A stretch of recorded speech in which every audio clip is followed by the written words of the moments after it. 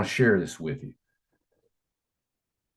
About in 2020, this happened, I think. And I kind of want to just go back just a little bit. And so I had lost my job. The school closed down where I was working, and it closed down. I worked maintenance. And then all of a sudden, we were about to have a baby.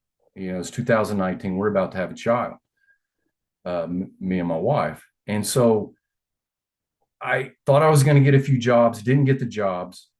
We ended up going into my parents' basement. Thanks be to God. It was a huge blessing. They had a basement for us. We had our son, and then the COVID hit. There was no jobs available.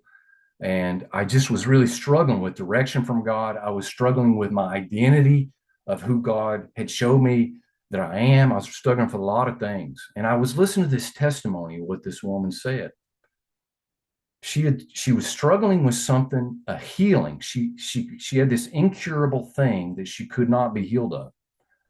She had been to a lot of doctors, just kind of like the woman with the issue of blood in Jesus' time. She went to all these different places. She couldn't be healed, kind of like that situation. And so she had went to a lot of places. She didn't get healed. And then she had come to this guy and asked him, would you pray that I'd be healed of this? I don't know if it was her back. I can't remember what it was. And the guy got a word from the Lord. And he says, you don't need physical healing. You need emotional healing. And she said, or he said to her, he said, the way you're viewing yourself and the lies that you believe about yourself and the lies that you view God are causing all this problem in your life. And she could not believe it, and she started to like agree with it. She saw God that he was a very hard person. She was very strict on herself, didn't have a lot of grace or mercy for herself. And she was just a lot of different things. And she ended up getting healed of that. And she went around and was speaking all kinds of places. Now, when this happened, I was crying a lot. I mean, I was crying because I could relate to a lot of it.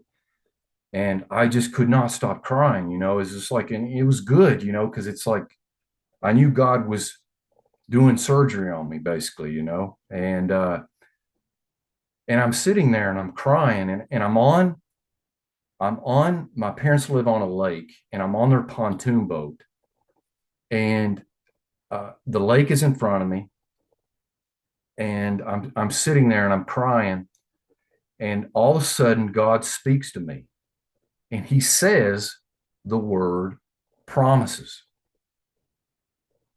And I thought to myself, promises. And I kind of cleared my eyes and I started thinking, why would God speak to me right now? And I looked up and I saw in front of me a rainbow. Now, the weird thing about this is it hadn't rained in 3 weeks. And it certainly hadn't rained that day. It was completely dry. And I didn't even know there was any clouds out or anything. And you'll see here in a second, there were no clouds to the right, to the left, nothing. And I see this rainbow. And immediately I thought, okay, man, God's speaking to me here, promises. Of course, what reminds us of the rainbow, right? Noah, where God said, I won't flood the earth. He put a rainbow in the sky in the book of Genesis.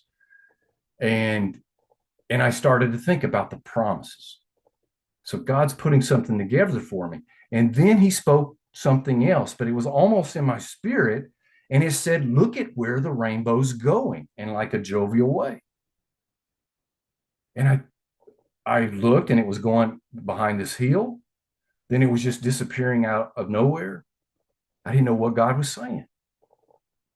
Then he said again, look at where the rainbow's going. And I looked down at the water, and I saw the reflection of that rainbow going directly into my feet, to my legs. And what does that mean? That means standing on God's promises, standing on his promises. That's what is going, if we get his promises into our heart, then life will come out of our heart because his promises are himself, right? The word became flesh and dwelt among us. And Jesus said to his disciples in John 15:3, you are clean because the word I have spoken to you. Now I'm going to show you this. Okay, so we can see here, kind of let you take it in for a second there.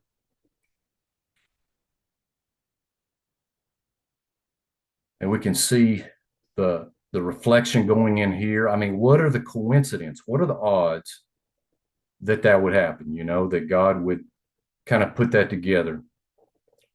And over here, you can see to the left, there's no clouds. And over to the right, there's no clouds. And you can even see here, there's not a lot of clouds. Like I said, it didn't rain that day. So it was, and it's so interesting that a few days ago, my wife showed me a video of a woman who had wrote inside of her house all kinds of promises of God. I didn't tell her what I was going to talk about.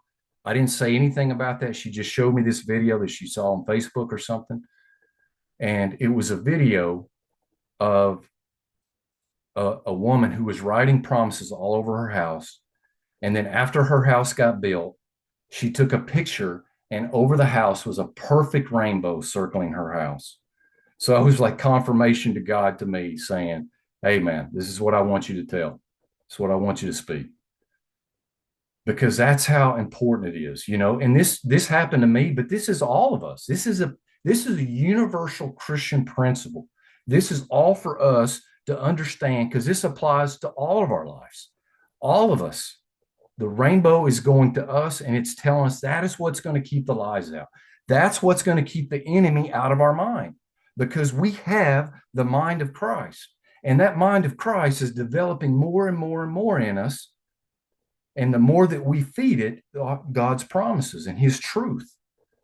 And that's what's going to cause us to speak that life into our situation.